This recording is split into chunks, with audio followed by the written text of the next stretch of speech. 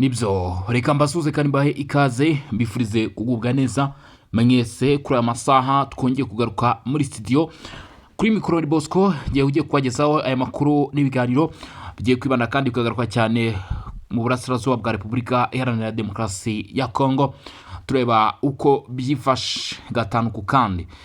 Mbere na mbere nsabe mwese mudukurikiranye kunyemerera niba ari kunshambira dukurikiranye ugakanda subscribe ndetse niba mu byukuri usanzwe dukurikirana none ukaba utarabikora nongere nanone kabisa babwire ko mushaka kuba mwabikora.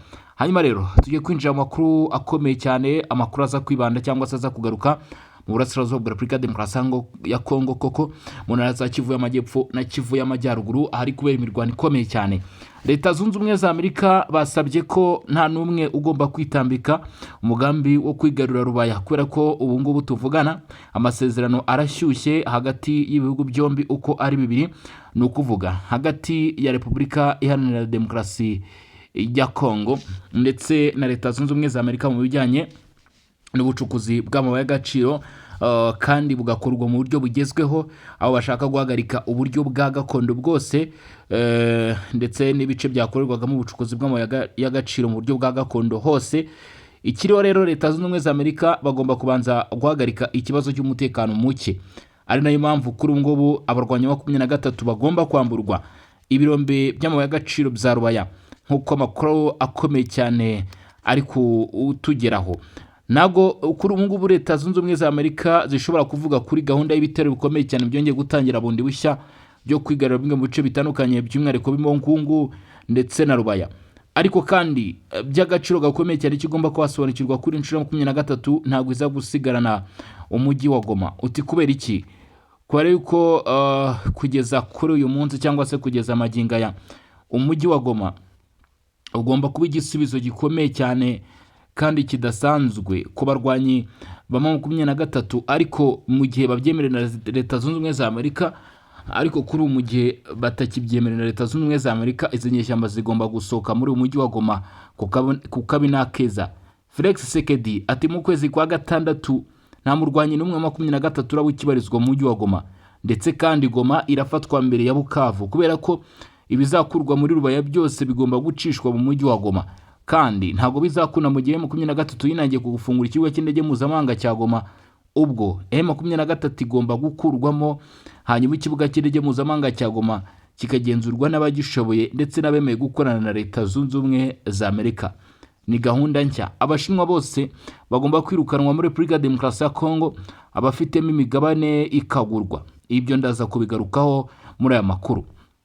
Hanyuma kandi nanone umutwe wa 23 nawo wanze gusuzugurwa. Kuri ubu ngubu amakuru ari kutugeraho aravuga neza ko abarwanyi ba 23 benshi cyane bamaze kwisukiranya muri mujyi wa Rubaya centre ndetse no mu tundi duce tugiye dutandukanye duhererekanya n'iyi Rubaya. Bagomba gukurwamo mu by'ukuri n'imbaraga zikomeye cyane, kubera ko General Sultan Emmanuel Makenga yamaze gushyigikira umugambi ukomeye cyane, umugambi udasanzwe speciale w'uruhande mu by'ukuri rwa 23 wuko batagomba kuva na gatoya muri uyu mujyi wa Rubaya. Ariko icyo ugomba ko wamenya, hashyizwe umurwanyi kabuhariwe General Budu Wingaruye. Uyu ngo agomba gukurikirana byanze bikunze ibijyanye na gahunda yo gukomeza gukomera amashyi 23 Rubaya. Gusa amakuru akomeye cyane 23 irimo irahunga, nubwo mu by'ukuri habayo kwizirika n'itegeko ry'abayobozi ryatanzwe na General Sultan Emmanuel Makenga n'abandi bayobozi bagiye batandukanye barimo Colonel Yanga kumurwanya 23 wese ugerageza ibikorwa byo gusubira inyuma agomba kuba yaraswa, hanyuma abakomeza bagakomeza mu rwego rwo kugaragaza ko hatari ikibazo cy'abasirikare. 23 yihutiye kohereza abasirikare bagera ku 2741 bagomba gukurikirana situation yose y'ikijyanye no gukumira ko Wazalendo FARDC bagomba kwigarura cyangwa se kugumana uyu mujyi wa Rubaya. Kugeza kuri ubu ngubu ibitero bikomeye cyane birimo birasesekara hafi muri kilometero nkeya cyane n'umujyi wa Rubaya, kubera ko amakuru mfite hano imbere yanjye aturuka kuri rezo sosiyo aranyereka rwose ko M23 isumbirijwe muri aka gace kubera ko igisirikare cya leta ya Repubulika ya Demokarasi ya Kongo kiri muri kilometero 10 zonyine gusa kugira ngo babe bageze mu mujyi wa Rubaya. Bivuze ngo advance cyangwa se ikindi gitero cyose gikomeye cyane nuko gisanga neza rwagati muri Rubaya.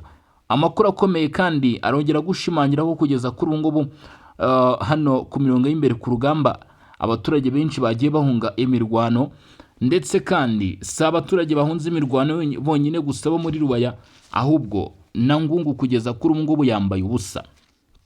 Ngungu yambaye ubusa mu gutinya ko iki gice gishobora kugaragaramo ndetse no kumvikanamo imirwano ikomeye cyane ishobora guteza ibyago n'amakuba ku buryo budasanzwe. Ubu tuvugana rero abaturage benshi cyane bitewe n'imirwano yongeye kubera muri utu duce bakaba bahunze berekeza mu bice bitari kuberamo imirwano cyangwa se bitari kumvikanamo amasasu. Nabyo ndaza kuba mbigarukaho. Hanyuma rero munyemerere mbashimire mwese rero tugiye kubana muri amakuru n'ibiganiro muri minota mike cyane rwose tugiye gufata ubundi tukinjira akantu ku kandi muri intambara idasanzwe iri kuba muri Repubulika ya Demokarasi ya Kongo. Kuri buri kimwe icyo ari cyo cyose rwose tukaba tugiye kuba twabikurikirana. Hanyuma ikindi cy'ingenzi ugomba kuba wamenya cyangwa se ugomba kuba wasobanukirwa ku bantu mubana natwe ndetse dufatikanye umunsi ku wundi mu gukurikirana ibi biganiro, nuko ushaka kunyarukira ku Rukiko Info nawe ukaba wakanda subscribe kubera ko amakuru akomeye cyane naho akomeje kukugeraho. General Mutayomba uyu yabaye mu by'ukuri indotombi ko barwanya umutwe twaje intwara wa 23. Uyu ni General autoproclamé, ariko biravuga ko uburyo ari gukoreshamo abarwanyi ba Wazalendo by'umwihariko umutwe ukomeye cyane wasanzwe anga muri aka gace ka Kinigi ndetse muri ibi bice bya groupement ya Ufumando muri Kibabi n'ahandi, bamaze kwihuriza hamwe bagakora itsinda rikomeye cyane rya Wazalendo rishyigikiwe n'igisirikare cya leta ya Repubulika ya Demokarasi ya Kongo, ngo bafite imyitozo ikomeye cyane ndetse ngo kuza uvuga ngo technique za General Budu wingaruye kuri uyo General Mutayomba autoproclamé biraza kuba nko kwisetsa kubera yuko ntacyo zishobora gukora ku bitero bikomeye cyane bya Wazalendo. Amakuru akomeye cyane yamaze kujya ahagaragara mu mafoto ndetse na video, hagaragaramo ibikoresho bikomeye cyane birimo machine gun, birimo launcher 7, birimo ndetse n'izindi ntwaro zikomeye cyane kandura kabutaka zafashwe na Wazalendo ho muri teritwari ya Masisi muri Kivu y'Amajyaruguru muri gupuma ya Mfunyi Kibabi muri shoferi ya Bahunde mu gace bita Kasenyi, agace kabayemo imirwano ikomeye cyane. Hanyuma rero izo ntwaro ziza guhita zicakirwa ku buryo bukomeye cyane ndetse ntasubirwaho na Wazalendo. Ibi kandi birongera kugaragaza ko bita General Mutayomba uri gukorana na Wazalendo mu kurwanya ibikorwa bya M23 vuba bidatinze ashobora guhabwa amapeta akomeye cyane kubera imyitwarire afite mu gutsinda runo rugamba.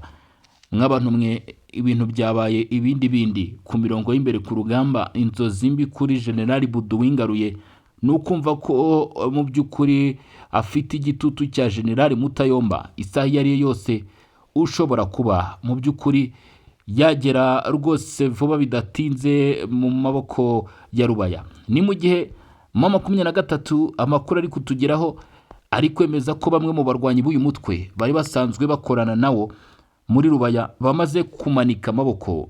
Biravugwa ko kugeza kuri ubu ngubu byaseriye kandi byanyabyo koko abarwanyi 10 bamanitse amaboko nyuma yuko Cyugi ndetse na Kinigi bifashwe. Aba bamanitse amaboko rero bakaba bazanye n'intwaro zabo bifashishaga muri bikorwa bya M23. Umutwe kugeza kuri ubu ngubu ushinjwa gukorana ndetse no kugaragara mu bikorwa bigiye bitandukanye, ariko ushyigikiwe n'ingabo z'u Rwanda, nubwo ingabo z'u Rwanda zagiye kenshi zibakana ndetse n'igihugu cy'u Rwanda. Amakuru akomeye cyane aravuga ko mu basirikare bari koherezwa ku rugamba abambere bamaze kumanika amaboko. Ibi ngo biraterwa no kuba mu by'ukuri bivugwa ko ngo hari bamwe bamaze kubona yuko ibiri kuba badashobora kuba babiva imbere, by'umwihariko nka drone zikomeye cyane za kamikaze. By'umwihariko usibye drone zikomeye cyane za kamikaze ziri kuvugwa ahangaha, hari drone zongeye guca ibintu za Ket-6 nyuma ya CH-4 biravuga ko Ket-6 ari drone zikomeye cyane, ndetse izo drone nazo zikaba zabaye inzozi mbi ku barwanyi b'umutwe witwaje intwaro wa M23. nta gihindutse rero, mu masaha makeya imirwano nikomeza gutya, abarwanyi ba M23 bagakomeza gukora ibikorwa nk'ibingibi byo kumanika amaboko, ndetse abandi bagasubira inyuma, kabone nubwo bahawe amategeko akomeye cyane yo kutava muri ibi bice. Wazalendo ndetse na FARDC baraza rwose kwigarurira ibi bice hatabayeho imirwano. Baraza gufata igirubaya hatabayeho imirwano. Mu gihe ibi byabikomeje gutya, ni mu gihe abenshi mu basivile kabisa birimo gutangazwa ko bamaze guhunga berekeza mu bice bashobora kubonamo amahoro, nyuma yo kubona yuko urugamba rurimo kujya mbere hano mu burasirazuba bwa Repubulika Demokarasi ya Kongo niruramuka rubaye rutaza kubasiga ubusa. Abenshi mu gutinya ko bashobora kwicwa n'ibisasu birimo ibya drone ndetse n'ibishobora kuza guterwa byo ku butaka n'imbunda za artillery, bakaba bamaze guhunga. Ubu Rubaya usibye abihambirizi ndetse na bamwe twita bihanduza cumu nibo basigaye muri uyu mujyi wa Rubaya, naho ubundi abandi bose bamaze kwanduruka mu rwego rwo gutinya ko bashobora kugirwaho ingaruka zikomeye cyane n'ibitero bikomeye cyane birimo kugabwa muri aka gace. Rubaya igice gikungaye ku mabuye y'agaciro, ariko kiri gushakishwa ku buryo budasanzwe, dore ko bivugwa ko kuri ubu imbaraga zose zishoboka Leta Zunze Ubumwe za Amerika bamaze kuzishyiramo. Ubu Axe Kinigi Kavuta, FARDC Wazalendo bamaze kwigarurira ndetse na Cyugi. Ibi biha amahirwe uruhande rwa Leta Repubulika Demokarasi ya Kongo gukurikirana operasiyo igomba kubageza ku iherezo yo gufata neza rwose aka gace kahangaha ka Rubaya. Amakuru akomeye yakomeje kugenda tugeraho, biravugwa ko Wazalendo bakomeje kugenda buke kugeza ubwo bamwe bamaze kugaragaraho bita Gasake, ndetse abangaba rwose ngo baraza guhagarara uko bamaze kwinjira muri position zigiye zitandukanye za 23 Rubaya. Gusa ngo bagomba kuba kwitonda, kuko kuri ubu umutwe wa 23 nawo wamaze kumenya neza ko iki gisirikare cya Leta ya Kongo gishaka rwose kuza gufata aka gace ka Rubaya. Muri urwo rwego amakuru akomeye cyane yaje kujya hagaragara, biravugwa yuko kugeza kuri ubu ngubu bafashe ingamba zikomeye cyane zirimo no gukomeza kubaka urukuta rukomeye cyane rwo gukumira ko bazagabwaho ibitero batiteguye. Bivugwa kandi ko hari imitego ikomeye cyane yatezwe n'abarwanyi 23 harimo n'ibisasu, ari nayo mpamvu kugeza kuri ubu ngubu kugaba ibitero kuri Rubaya, igice kigiye kugabwamo ibitero 23 bizi neza kandi nayo yaramaze kwitegura urugamba rwaho bagomba kwitwarika, kuko baramutse barebye nabi bashobora kugwa mu mitego ikomeye cyane y'uyu mutwe wa 23, nk'uko ayo makuru akomeye cyane agenda arushaho kubigaragaza ndetse no kubyerekana.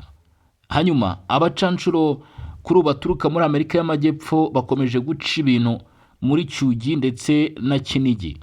Abangaba rero ngo ni zimwe mu ntwaro zikomeye cyane igisirikare cya Leta Repubulika Demokarasi ya Kongo, yewe kandi nanone si igisirikare cya Leta Repubulika Iharanira Demokarasi ya Kongo gusa, ahubwo na Wazalendo ndetse n'ingabo z'u Burundi biringiye ku mirongo y'imbere ku rugamba, kubera yuko amakuru ari gutangazwa aravuga neza rwose nta gushidikanya ko mu by'ukuri izi ntwaro zikomeye cyane cyangwa se izi ngabo zidasanzwe zirimo mu by'ukuri abaturuka muri Amerika y'Amajyepfo aribo bagombye cyangwa se aribo kugeza kuri inshuro barimo gusabwa kuba bategura urugamba rukomeye cyane bafatanyije na FARDC. Abarongo biringiyeho ubushobozi budasanzwe, ndetse abenshi bavuga ko ngo baba baratumwe na Leta Zunze Ubumwe za Amerika kugira ngo bafate iyi Rubaya, kubera yuko bazi neza kandi bizeye neza 100% ko kugeza kuri inshuro cyangwa se kugeza kuri uyu munsi iyi Rubaya bisaba ikintu icyo ari cyo cyose kugira ngo ifatwe ndetse ubucukuzi bw'amabuye y'agaciro hano muri Repubulika ya Demokarasi ya Kongo ku ruhande na Leta Zunze Ubumwe za Amerika mu masezerano basinye butangire gukorwa. Ngo birashoboka cyane ko rwose Blackwater yaba yoroherejwe hano muri iki gice, mu by'ukuri byaba biri ngombwa cyangwa se byaba biri muri gahunda ya Leta Zunze Ubumwe za Amerika, nubwo barwanya 23 kugeza kuri ubu ngubu ngo baba batabizi, ariko ngo iyi Blackwater n'ubundi bishoboka cyane rwose ko yaba ari umutwe ushyigikiwe na Leta Zunze Ubumwe za Amerika kuba ukirimo kugaragara hano muri aka gace, nk'uko amakuru akomeye cyane yagenda abigarukaho. Abarikomeje kumanika amaboko ku ruhande rwa M23 biravuga ko mu by'ukuri bashobora gutuma bagenzi babo mu by'ukuri nabo bamanika amaboko cyangwa se bagasubira inyuma, bishobora kumanura morale yabo. Mu by'ukuri bivugwa rero ko M23 yatanze itegeko rikomeye cyane, mu by'ukuri yatanze itegeko rikomeye cyane ryo kuba ushobora kugaragara icyo gikorwa agomba guhita mu by'ukuri araswa byanze bikunze. Urumva ko bitoroshye rero. Hanyuma rero unyemerere noneho twinjire mu nyandiko nyirizina iri gusobanura ibijyanye n'amasezerano akomeye cyane yabayeho hagati ya Leta Zunze Ubumwe za Amerika ndetse na Repubulika ya Demokarasi ya Kongo. Kugeza kuri ubu ngubu amakuru ari kutugeraho cyangwa se bimwe mu bikomeje kujya ahagaragara nuko ubutegetsi bwa Leta Zunze Ubumwe za Amerika burashaka ku kabi n'akeza ko umutwe wa 23 wamburwa ibirombe bya Rubaya. Ndetse ikindi ugomba kuba wamenya cyangwa se ugomba kuba wasobanukirwa kuri inshuro nuko bivugwa ko Blackwater, izi ngabo zituruka muri Amerika y'Amajyepfo zirimo kurwana kuri front line, zaba zaroherejwe cyangwa se zarahageze kubera Leta Zunze Ubumwe za Amerika. Reka twinjire mu makuru yagiye hanze ku bijyanye n'amabuye y'agaciro.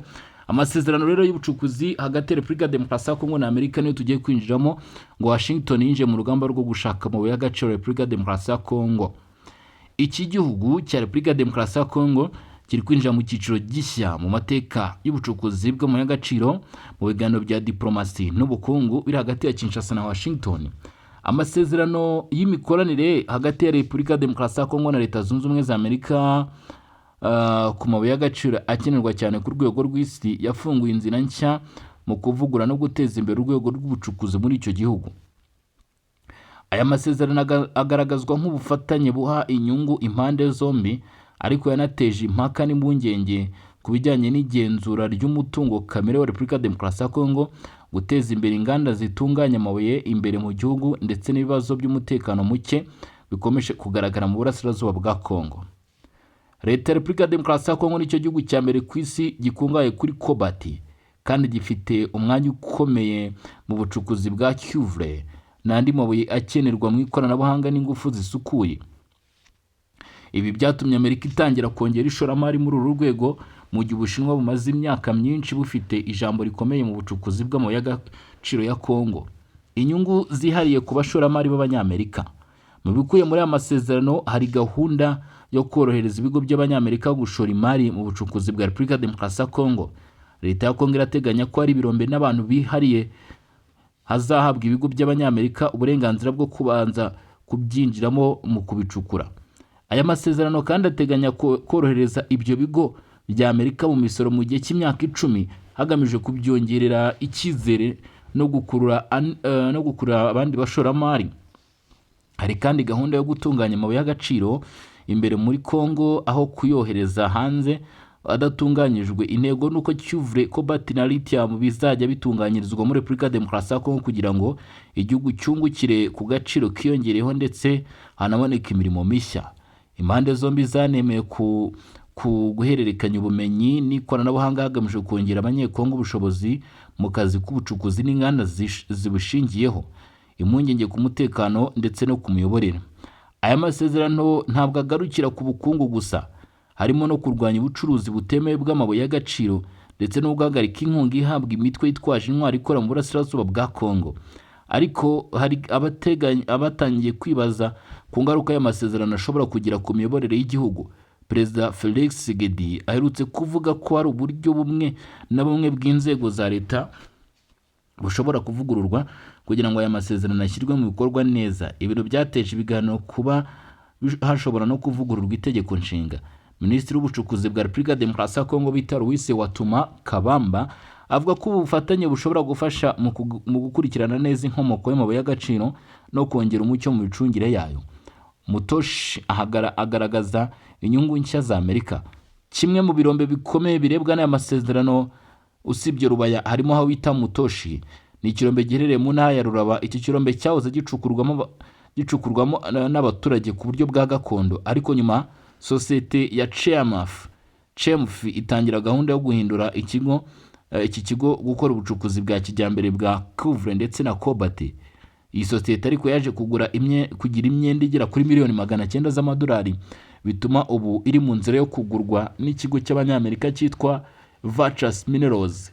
Ibi bifatwa nk'intambwe ikomeye ya Amerika mu guhatanira kugabanya ijambo ry'Ubushinwa mu bucukuzi bw'amabuye y'agaciro ya Kongo.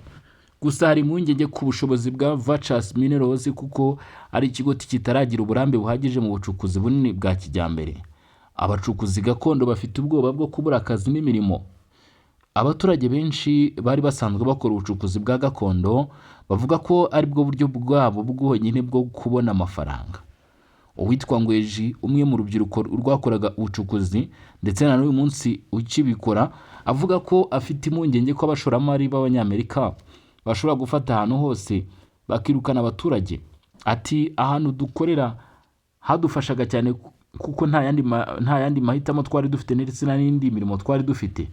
Nibafata ikibanza cyose ngo bakore ubucukuzi bwa kijyambere bizatugora cyane kubaho. Hari benshi bashobora kujya mu bucukuzi bwishe kandi bushyira ubuzima mu kaga.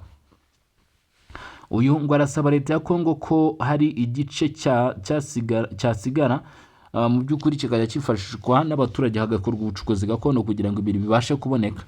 Impungenge rero kwihumana ry'ikirere. Imiryango itegamiye kuri leta nayo ifite impungenge ko ibikorwa bishya by'inganda bishobora guteza kwimurwa kw'abaturage, amakimbirane ku butaka ndetse n'ihumana ry'ibidukikije. Umwe mu baharanira uburenganzira bw'abaturage aho bita Kurwezi Aime Banza Mwape yavuze ko guteza imbere inganda zitunganya amabuye bishobora guteza ibibazo bikomeye niba abaturage badafashwa neza. Donata Savu uwo muri Afriwatch yavuze ko abaturage bagifite ibikomere byatewe no kwimurwa mu buryo budakurikije amategeko. Imishinga y'ubucukuzi yabaye imbere Cobalt Metals n'urugamba rwa lithium ya Manono. Ikindi kigo cy'abanyamerika kiri kuvugwa cyane ni icyo bita Cobalt Metals gishyigikiwe n'abaherwe Bill Gates ndetse na Jeff Bezos. Iki kigo gikoresha ubwenge buhangano AI cyangwa se Artificial Intelligence mu gushaka no gusesengura amabuye y'agaciro. Kimaze kubona impushya zo gukora ubushakashatsi mu ntara ya Tanganyika kandi kiri kuganira ku kwinjira mu mishinga minini n'umushinga wa lithium ndetse wa Manono. Abasesenguzi bavuga ko hakenewe gusobanuka neza uruhare rwa sosiyete ya leta ya Kongo muri iyo mishinga kugira ngo hirindwe imicungire idafite umucyo. Sosiyete civile irasaba umucyo. Imiryango ya sosiyete civile muri Repubulika ya Demokarasi ya Kongo ivuga ko aya masezerano agomba gukurikiranwa neza kugira ngo igihugu kitazongera gukora amakosa nk'abaye mu masezerano ya Siko Mines yagiranye n'Ubushinwa. Dick Shaka wo mu ihuriro Le Congo Neste Passe Vendre yavuze ko abaturage n'imiryango yigenga bakwiye kugira uruhare mu ishyirwa mu bikorwa ry'amasezerano kandi hakagomba kubaho umucyo usesuye. Abanenga y'amasezerano bavuga ko korohereza ibigo by'abanyamerika mu misoro bishobora kugabanya amafaranga igihugu cyakira kwinjiza, ndetse ko guha ibyo bigo amahirwe yihariye bishobora gushyira Repubulika ya Demokarasi ya Kongo mu maboko y'ibihugu bikomeye. Intambara nshya y'isi ku mabuye ya Kongo. muri rusange aya masezerano ashobora gufasha Repubulika ya Demokarasi ya Kongo kubona ibikorwa remezo bishya, amashanyarazi, imihanda, inganda ndetse n'akazi ku baturage, ariko kandi agaragaza uburyo ibihugu bikomeye ku isi biri guhatanira umutungo kamere wa Kongo kubera akamaro kawo mu ikoranabuhanga n'ingufu z'ejo hazaza. Abasesenguzi bavuga ko inyungu nyakuri kuri Repubulika ya Demokarasi ya Kongo izakura muri aya masezerano zizaterwa n'ubushobozi bwa leta bwo kurengera inyungu z'igihugu, gukora mu mucyo, kurinda abaturage ndetse no kugabanya ubusumbane mu nyungu ziva mu mabuye y'agaciro. Christian Gerard Nema, impuguke mu bukungu mpuzamahanga, yavuze ko hakiri kare kuvuga neza ingaruka y'amasezerano azagera ku baturage. Agira ati ubu nta masezerano y'ihame gusa, tuzabasha kubona inyungu cyangwa ibibazo nyabyo igihe hazaba hasinywe amasezerano yihariye hagati y'ibigo by'Abanyamerika n'abafatanyabikorwa ba Kongo nka Gace Miles. Icyakora birashoboka ko aya masezerano azafasha mu guhanga imirimo no kongera agaciro ku mabuye y'agaciro ya Kongo. Ku ruhande rumwe hari icyizere cy'iterambere, ariko ku rundi ruhande hakaba impungenge ku baturage bashobora gusigara inyuma. Ikibazo cya Mutoshi ni urugero rugaragaza ibibazo bikomeye Repubulika ya Demokarasi ya Kongo igomba gukemura muri urugendo rushya rw'ubucukuzi bw'amabuye y'agaciro nk'uko birushaho kugenda bigaragazwa. Ngayo nguko rero, reka mbashimire, mbabwiye mwakoze cyane kudukurikirana, babwira ko tuzagusura mu masaha imbere turandi makuru atandukanye n'abagezweho kuri mikoro na Bosco in region info. Mugire ibihe byiza.